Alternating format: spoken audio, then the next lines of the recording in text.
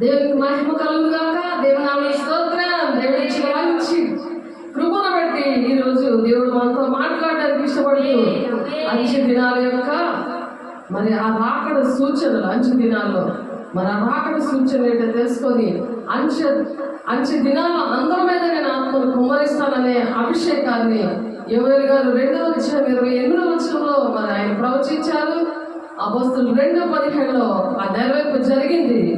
కాబట్టి ప్రతి ఒక్కరూ దేవుని శక్తిని పొందుకోవడానికి, దేవుని అభిషేకం పొందుకోవాలంటే పరిపూర్ణత, సంపూర్ణత అందులో కావాలి. అలా ఉన్నప్పుడు రాకడ సూచనలు చక్కగా అర్థమవుతాయి. మనం పెళ్లి కుమార్తె సంఘంగా సిద్ధపడతాం అంటే విధంగా. కాబట్టి దేవుని ఆరాధించుకుంటూ మనం మహిమ పరుద్దాం దేవుణ్ణి.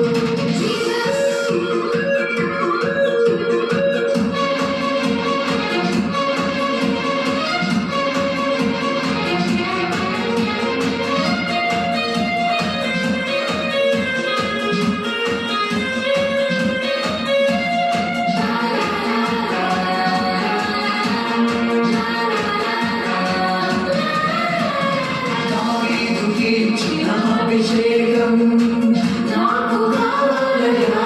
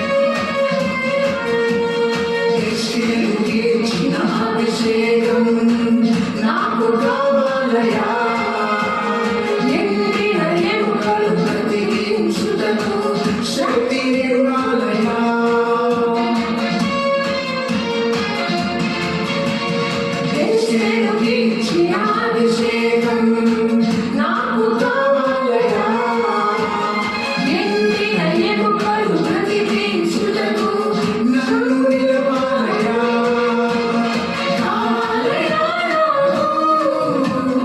ఇవ్వాలయా మీరు, పొందాలయా మండాలయా అభిషేకం అభిషేకం అభిషేకం అభిషేకం అభిషేకం పరిశుద్ధాత్మాభిషేకం కావాలయా ఇవ్వాలయా మీరు, పొందాలయా మీరు మండాలయా కావాలయా ఇవ్వాలయా మీరు, పొందాలయా మండాలయా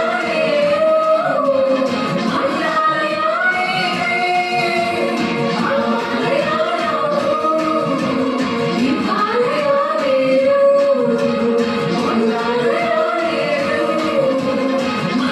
ఇవ్వాలయా మీరు, పొందాలయా మండాలయా కావాలయా ఇవ్వాలయా మీరు, పొందాలయా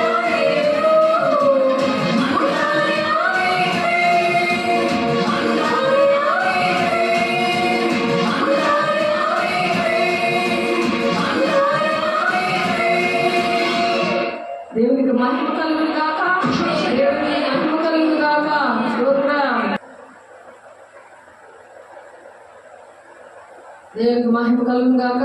రాకడ సూచనలు మనం దేవుని అభిషేకంతో అంచెదిన అభిషేకము మనం రోజు కూడా అంత్య దినాల్లో ఉన్నాం కాబట్టి మంచి దినాల్లో మనుషులందరి మీద దేవుని ఆత్మను కుమరిస్తానంటున్నాడు. ఆ రాకడ సూచనలు మనం తెలుసుకుంటేనే దేవుడు వస్తున్నప్పుడు మన జ్ఞానేంద్రియాలు తెరవబడతాయి. అవి ఎలాంటిగా ఉంటాయి. దేవుడు కృపని సమృద్ధిగా కుమ్మరిస్తాడు. కుమ్మరించినప్పుడు ఆ జ్ఞానేంద్రియాలు తెరవబడతాయి అన్నమాట. మనం నిన్న చెప్పుకున్నాం జ్ఞానేంద్రియాల గురించి.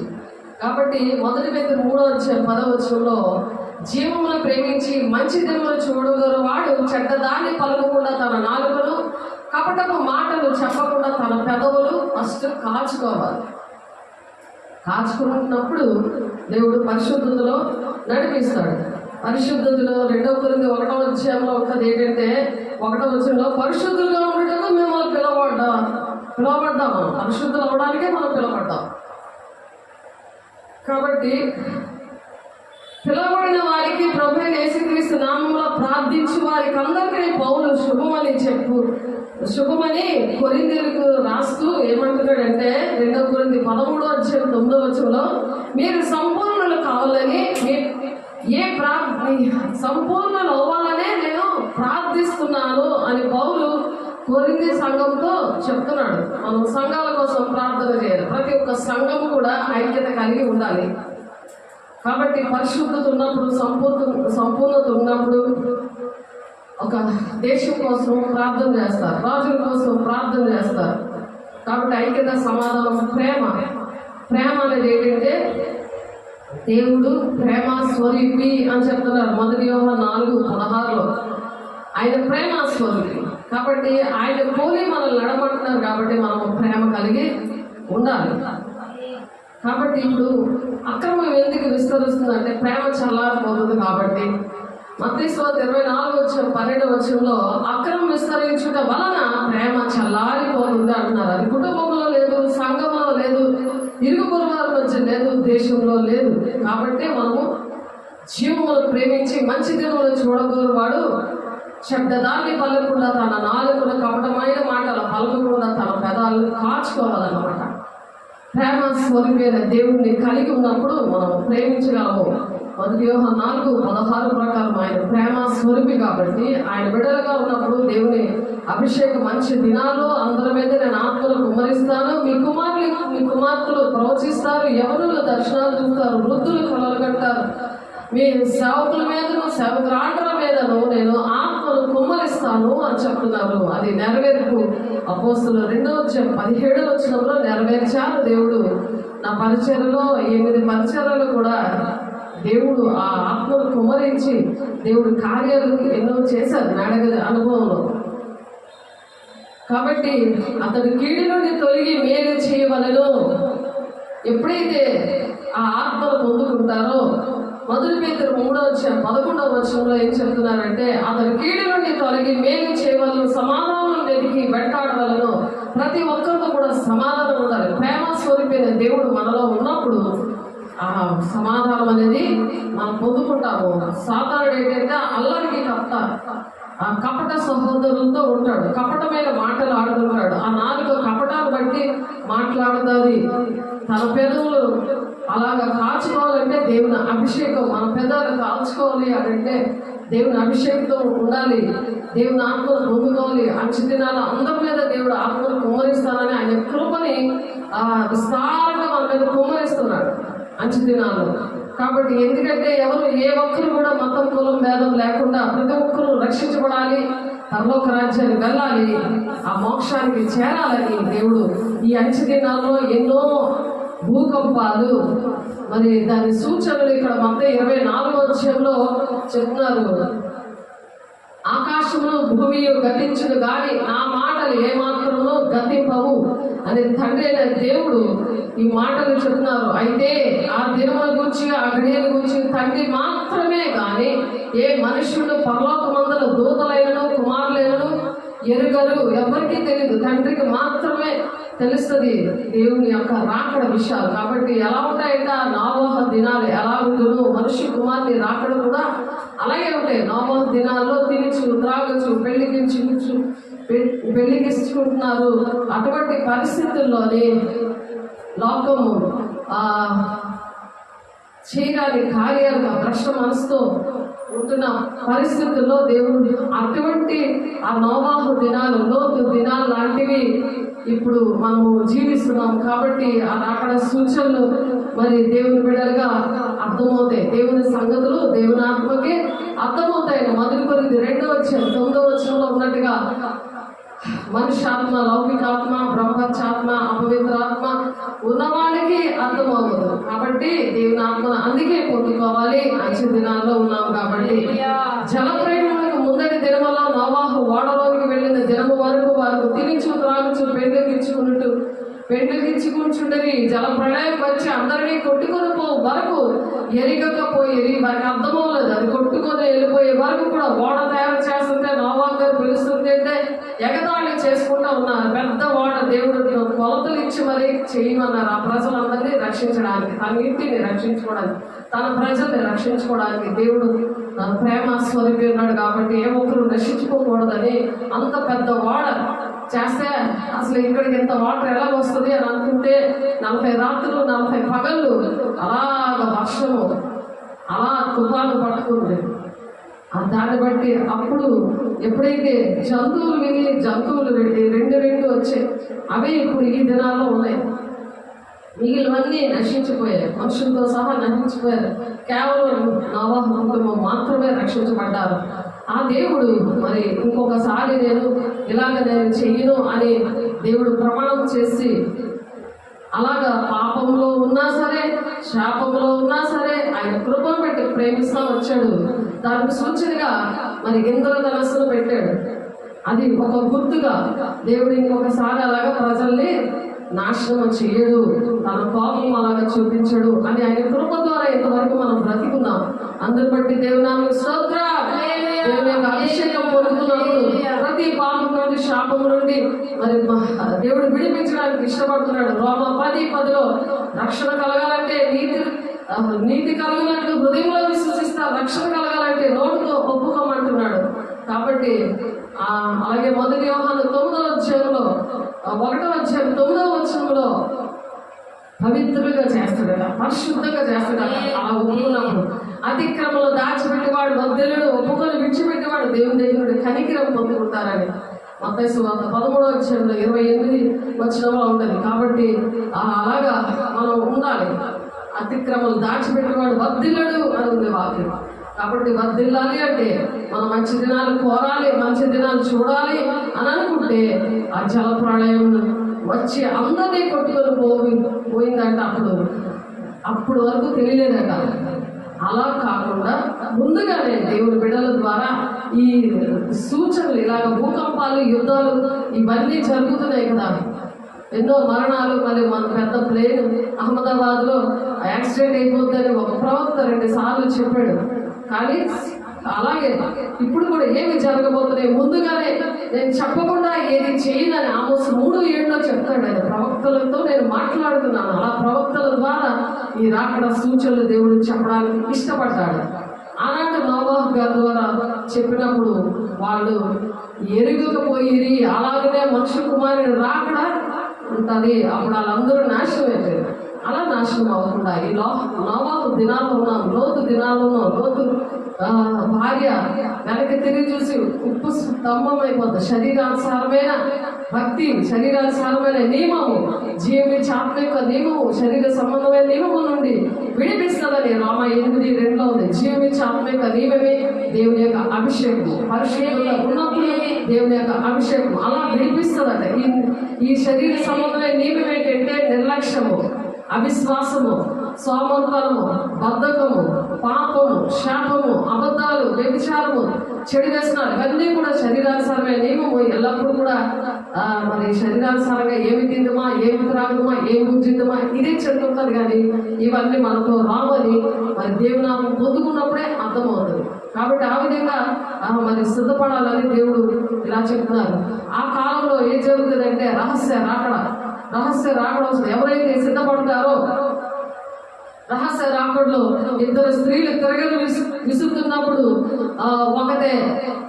ఒకటి తీసుకొని పోబడను, ఒకటి విడిచిపెట్టబడను. ఎవరైతే విని జీవమిచ్చే ఆత్మిక నియమము, శరీర సంబంధమైన నియమం నుండి, శరీరానుసారమైన పాప మరణముల నియమం నుండి నన్ను ఎవరు విడిపిస్తానంటే మరి పౌలు గారు మరి బాధపడుతుంటే నేను ఏదైతే చేయకూడదు అనుకుంటున్నానో అది నేను చేస్తానంటే నాలో ఒక నియమం ఉంది, అది పాప మరణముల నియమము. అది ఎలా విడిపించబడుతుందంటే జీవమిచ్చే ఆత్మీయ నియమము ద్వారా, అదే అభిషేకము ద్వారా, పరిశుద్ధాత్మ ద్వారా విడుదల వస్తుందని రామ 8:2 ఉంటుంది. రామ 7:18 పాప మరణముల నియమం కోసం ఉన్నది. మనము 3 గంటలు వేసి ప్రార్థన చేద్దాం అనుకుంటాం, లెగరు. మెరుగు వస్తుంటుంది, లెగరు. నిద్ర పట్టట్లేదు అని అనుకుంటారు. కానీ నిద్ర ఎందుకు పట్టట్లేదు? దేవుడు ఈ అంచు దినాల్లో అయ్యో నేను ప్రార్థన చేయాలి, నేను కన్నీటితో ప్రార్థన చేయాలి. యేసయ్య మరి రోదనతో చేశాడు. ఎఫెసీ 5:7 మరి ఆయన రోదన చేశాడు, కన్నీటి ప్రార్థన చేశాడు. నాకు నిద్ర పట్టట్లేదు, నాకు మెలుగు వస్తుంది. దేవుడు నన్ను ప్రేమించి మెలుగునిస్తున్నాడు. దేవుని దగ్గర నేను సరి చేసుకోవాలి. దేవుని స్తుత్యాలను అర్పించేవాడు తన మార్గాన్ని సరళం చేసుకుంటాడని కీర్తన 50:10 లాస్ట్ వచనంలో ఉంటుంది. వాడు మార్గం సరళం చేసుకున్నాడు. మన మార్గాలు ఏంటంటే దేవుని రాజ్యం వెళ్ళడం. ఎంతమంది అయితే బుద్ధిమంతులు దేవుని యొక్క మార్గంలో నడిపిస్తారు, ఎంతమంది అయితే మార్గంలో అలా నడిపిస్తారో వాళ్ళ ఆకాశంలో నక్షత్రాలు ప్రకాశిస్తారని ఉంది. వాళ్ళకి ఎలా మనం ప్రకాశించాలని దానియేలు గారు 12:3 మరి ఆయన మాట్లాడారు. కాబట్టి ఎవరైతే అలా సిద్ధపడతారో బుద్ధిమంతులాగా వాళ్ళు వాళ్ళు పోబడతారు. కనుక వాటిలోనే ఆ నిమిష మాత్రంలోనే అలా వెళ్ళిపోతే ఎవరైతే వినకుండా నిర్లక్ష్యంగా సెల్ ఫోన్ రోజంతా చూసుకొని, రాత్రంతా చూసుకొని, నిద్ర ఉదయం పడుకుంటున్నారు, 9 అయినా సరే 10 అయినా సరే పడుకుని ఉంటున్నారు, బాధ్యత లేకుండా ఉంటున్నారు. ఎందుకంటే ఒక భయం లేదు.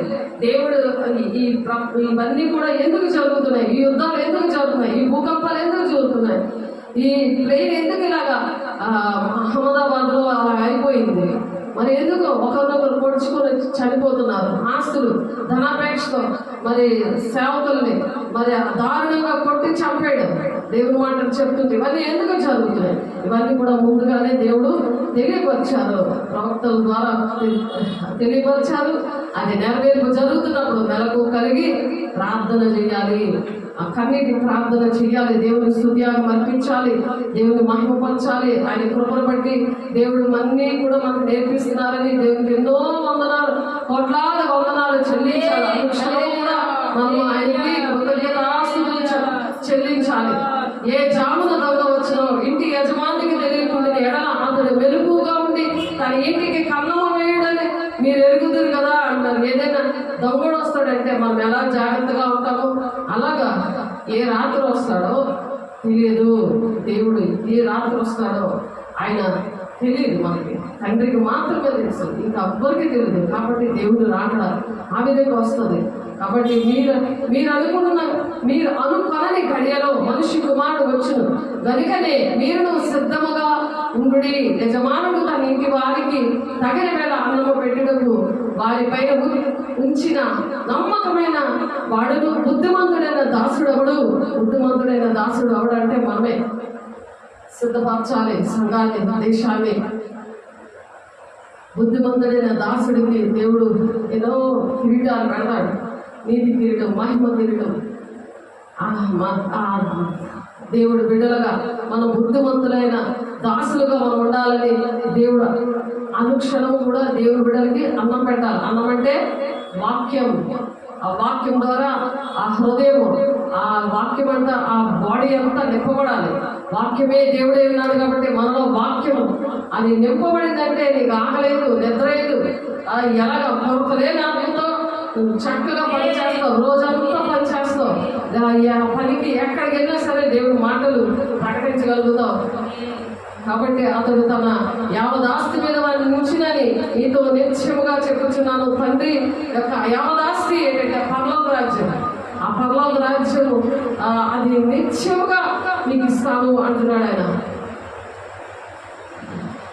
కాబట్టి దేవుడి మరి ఆ దుష్టత్వంతో ఉండి దేవుడి మాటలు వినకుండా ఇవన్నీ నమ్మకుండా దేవునాత్మ లేనప్పుడు ఇవన్నీ నమ్మరనమాట. ఇది అర్థమే కాదు. అయితే దుష్టుడైన ఒక దాసుడు నా యజమానుడు ఆలస్యం చేయించున్నాడని తన మనసులో అనుకుంటాడట. దేవుడు లేట్గా వస్తున్నాడు, ఎప్పుడుదో చెప్తున్నారు కానీ ఇంకా రావట్లేదు, ఆయన రాడు, ఆయన అబద్ధం ఆడుతున్నాడు, అలాగా దుష్టుడు చెప్తా ఉంటాడు. కాబట్టి అలాగా మనం ఉండకుండా ఎలాగంటే మత్తయి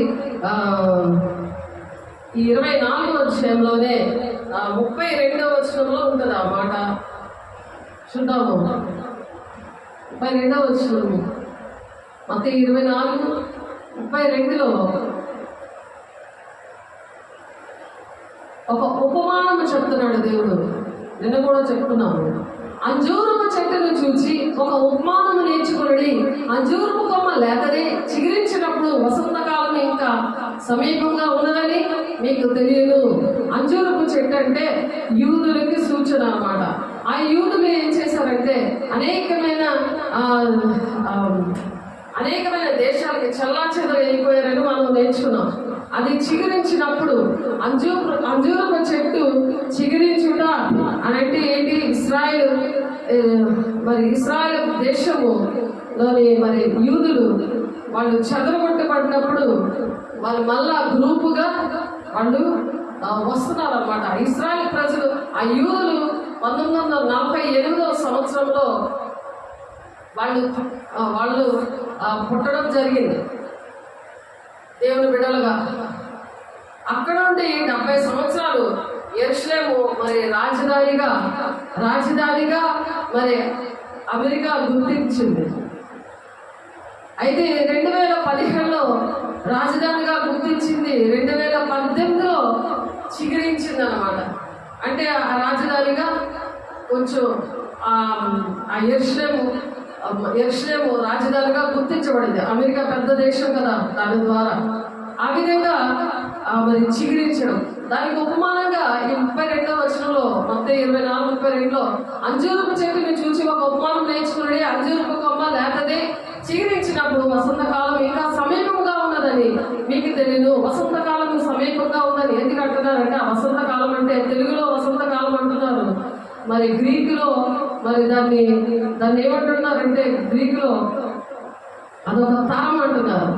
ఆ తరం అనేసి మరి ఈ వసంతకాలాన్ని ఒక తరం అని అంటారు. మరి జీనియా అని గ్రీకులో అంటున్నారు.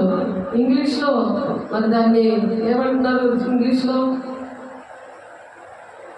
దేవుడు మరి ఆ విధంగా ఒక్కొక్క భాషలో కూడా అలా చెప్తున్నారు అన్నమాట. అలా చెప్తూ మరి 2028వ సంవత్సరానికి 80 సంవత్సరాలు అవుతుంది. ఇశ్రాయేల్ బానిసత్వం నుండి విడుదలకు వచ్చి మరి ఆ విషయం ఏంటంటే ప్రకటన 11వ అధ్యాయం 6లో ఉన్నది. వర్షాన్ని ఆపినట్లు నీళ్లను రక్తంగా మార్చినట్లు ఇది కూడా మన ఇద్దరు సాక్షులు వచ్చి ఇశ్రాయేల్ ప్రజలకి ఈ 3.5 సంవత్సరాలు కూడా ఈ ఎవరైతే సిద్ధపడి వెళ్ళిపోయారో, పొలంలో ఉన్న వాళ్ళు ఒకరు వెళ్ళిపోతారు, మంచం మీద పడుకున్న వాళ్ళు ఎవరైతే సిద్ధపడ్డారో వాళ్ళు వెళ్ళిపోతారు, సిద్ధపడలేని వాళ్ళు ఉండిపోతారు. మరి ఆ విధంగా మనం ఉండకుండా ఆ కనురెప్ప పాటలోనే మొదటి కొరింథీ 15:51 ఉంటుంది. ఆ కనురెప్ప పాటలోనే దేవుడు వచ్చినప్పుడు మరి ఆ విధంగా సిద్ధంగా ఉండాలి అని చెప్తున్నారు. ప్రకటన 3:11 మరి 3:11 ప్రకటన 11:3 నుంచి మనం చూస్తే 12 వచనాల్లో యూదులకి సువార్త ప్రకటించడానికే మరి అది కూడా మనం చెప్తున్నాము. 2 సాక్షులు వస్తారు. ఆ 2 సాక్షులు కూడా మరి దానియేలు ప్రవచిస్తాడు. 9:27 వచనంలో 7 సంవత్సరాలు ఒప్పందం జరుగుతుంది. 7 సంవత్సరాల ఒప్పందం. ఆ ఒప్పందం అయ్యేటప్పటికల్లా దేవుడు రాకడ అనేది వస్తుంది అనమాట. ఎందుకు ఆలస్యంగా అవుతుందంటే ఈ విషయాలు మనం చెప్పుకుంటున్నాం. యెరూషలేము పట్టణము రాజధానిగా అవడం, ఇశ్రాయేలు ప్రజలు మరి 1948 సంవత్సరంలో వాళ్ళు దేవునిలోనికి రావడము, అది రాజధానిగా ఉండడము, ఆ విషయం ప్రవచనాత్మకంగా ఇర్మియా 29:10 ఉంటుంది. కాబట్టి 70 సంవత్సరాలు దేవుని ప్రజలకు విముక్తి అనేది జరుగుతుంది. ఆ దేవుని ప్రజలు, ఇశ్రాయేలు ప్రజలు, దేవుని ఇష్టమైన ప్రజలు, ఆశీర్వాదానికి వారసులైన ప్రజలు విషయంలోనే లేటుగా అవుతుంది. లేట్ అవడానికి కారణం అదనమాట. కాబట్టి దేవుడు ఎలా ఉన్నారంట, ఆ ప్రకారం మీరు ఈ సంగతులు జరుగుట చూచినప్పుడు ఆయన సమీపముగానే ద్వారం దగ్గరే ఉన్నాడని తెలుసుకోండి. అందుకే ద్వారం దగ్గరే ఉన్నాడు. ఎందుకు లేట్ అయిందంటే కారణం ఇదనమాట. దేవుడు ఉపమానం చెప్పారు. మరి వీళ్ళు ఎక్కడ పడితే అక్కడ చెదిరిపోయి ఉన్నారు కాబట్టి ఇశ్రాయేలు ప్రజలు వాళ్ళని రక్షించడానికి దేవుడు ఇలాగా లేట్ అనేది చేశారు. ఆ లేట్ అవ్వడానికి కారణాలు అనమాట. నిర్గమ 7వ వచనంలో కూడా మరి ఆ మాటలు ఉంటాయి. ఇశ్రాయేలు ప్రజలను బానిసత్వం నుండి విడిపించడానికి మోషే 80 సంవత్సరాల వయసులో దేవుడు పిలిచారు. ఆ ఇశ్రాయేలు ప్రజలు ఆ విషయంలో దేవుడు జాలి కలిగిన దేవుడు ఇంకా వెయిట్ చేస్తున్నాడు. ఇశ్రాయేలు ప్రజలు అంటే మాట వినకుండా అవిధేయతతో దేవుని మాటను పక్కన పెట్టి దేవుని వాక్యం వింటూ కూడా సోమర్పంలో పడుకుంటూ నిద్రపోతూ దేవుని మాటలు ప్రకటించకుండా దేవుడు కృప ద్వారా మంచి సాక్ష్యాలు ఇస్తే, మంచి ఆశీర్వాదకరమైన జీవితాలు ఇస్తే చక్కగా ఏసీలోని ఆ సెల్ ఫోన్ చూసుకొని పడుకుంటున్నారు కదా. ఆ ఇశ్రాయేలు ప్రజలకు సూచన. మరి మనం కూడా ఉన్నాం.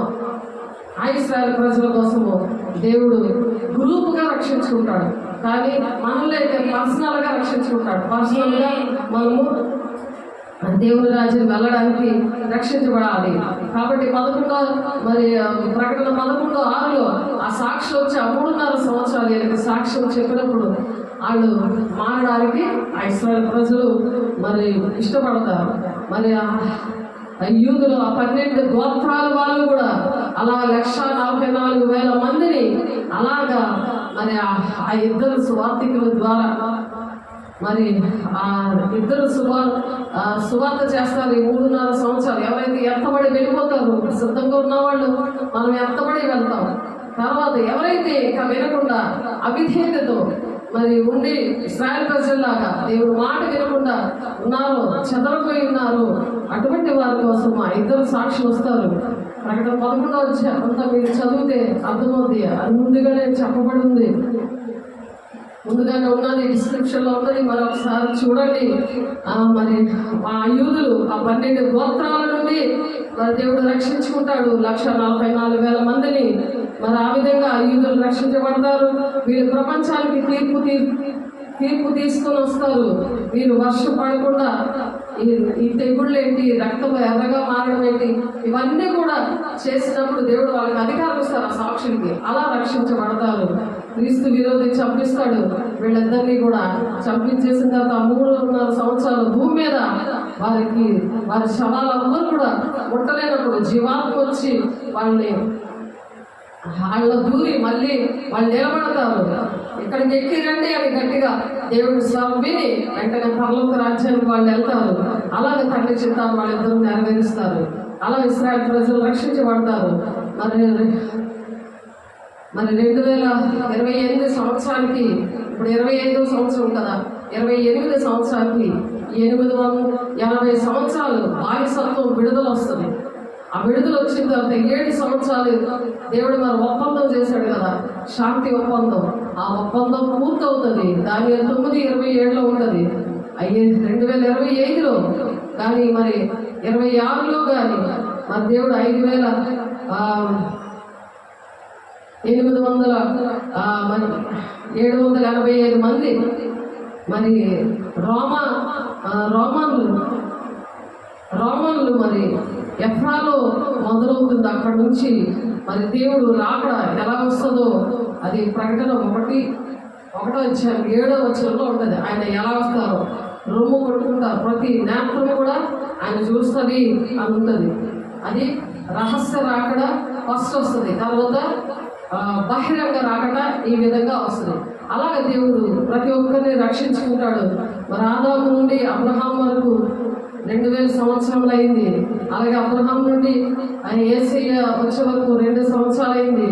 అలాగా లూకా 3వ అధ్యాయంలో చూస్తే వంశావళి ఉంది, దేవుని ఆ వంశావళి. కాబట్టి అపాయకరమైన కాలములో మనం ఉన్నాం కాబట్టి మరి ఆయన త్వరగా రాబోతున్నాడు కాబట్టి మనం అందరూ సిద్ధపడాలని దేవుడి మాటలు చెప్పారు. కాబట్టి ఈ మాటలు దేవుడు దీవించుగాక. ప్రార్థన చేసుకుందాం. పరిశుద్ధుడా, ప్రేమ గల దేవ, అభిషేకుడా, ఈ మహిమ గల నామలో, నీ శక్తి గల నామలో అయ్యా రాకడ సూచనలో మేము ఉన్నాం ప్రభా. అయ్యా యుద్ధములు, కలహములు, ప్రేమ లేకపోవడము ప్రభా. అయ్యా ఇంకా ఆలస్యమని మన దుష్టుడు నాయన మనుషాత్మతో, లౌకికాత్మతో ఇంకా ఆలస్యం అవుతుంది, ఇంకా రాలేదు, ఎప్పుడునో అలాగే చెప్తున్నారు, ఇంకా రావట్లేదు అని అనుకుంటున్నారే కానీ మరి ఒక సూచన చెప్పాము నాయన అంజూరపు ఆయా చెట్టు ఆయన వసంత కాలము వచ్చినప్పుడు ఆయన ద్వారం దగ్గరే ఉన్నాడని ప్రభా. సిద్ధపడండి అని కొన్ని మాటలు మాత్రం చెప్పారయ్యా. అయ్యా ప్రవక్తలు అనేకమైన విషయాలు ప్రవచించారు, అవి నెరవేర్పు జరుగుతున్నాయి ప్రభా. 40 దినాల్లో ఉన్నాను ప్రభా, 100 దినాల్లో ఉన్నాను నాయన. అయ్యా ఎల్లప్పుడు మెలుకోగలిగింది ప్రార్థన చేసి ప్రభు జ్ఞాపకం పొందుకుంటూ ప్రతి ఒక్కరి కోసం మేము కన్నీటి ప్రార్థన చేయడానికి అయ్యా మా బిడ్డలు నాయన అందరూ కూడా నాయన చేతుల బిడ్డలందరూ కూడా అయ్యా మెలకు కలిగి ప్రార్థన చేయడానికి అయ్యా నిద్ర పట్టట్లేదు ప్రభా. అయ్యా వారిని దర్శించండి, మోకరించి కన్నీటి ప్రార్థన చేయడానికి సహాయం దయచేయండి. మా దేశం కోసం నాయన మా బిడ్డల కోసం ప్రార్థన చేయడానికి మీకు సహాయం దయచేయండి ప్రభా. సంబంధమైన వెతకకుండా అయ్యా పరలోక సంబంధమైన వెతకడానికి అయ్యా ఏ ఒక్కరు నశించుకోకుండా అయ్యా ప్రతి ఒక్కరూ ప్రభు నాయన రక్షించబడ్డానికి అయ్యా నీతో మాట్లాడే అనుభవం నేర్చుకోవడానికి జ్ఞానేంద్రులు తెరవండి. మహిమగల నామంలో నెరవేరుస్తేనే నీ రాజ్యం వెళ్తాం ప్రభు. నీ చిత్తం మా పట్ల నెరవేర్చుకోండి. మా ప్రాణాత్మ దేహంలో మాకు కలిగిందంతా మీకే సమర్పిస్తుంది. యేసయ్య పరిశుద్ధ నామంలో బ్రతులాడి పెట్టుకుంటున్నాను తండ్రి. ఆమేన్. తండ్రి యొక్క దీవెన, కుమారుని యొక్క కృప, పరిశుద్ధాత్మ యొక్క నిత్య సహవాసం ప్రతి ఒక్కరికి కూడా సదాకాలము తోడేయండి, నడిపించుగాక. ఆమేన్. దేవుడు దీవించుగాక, మహిమ కలుగుగాక. ఆమేన్.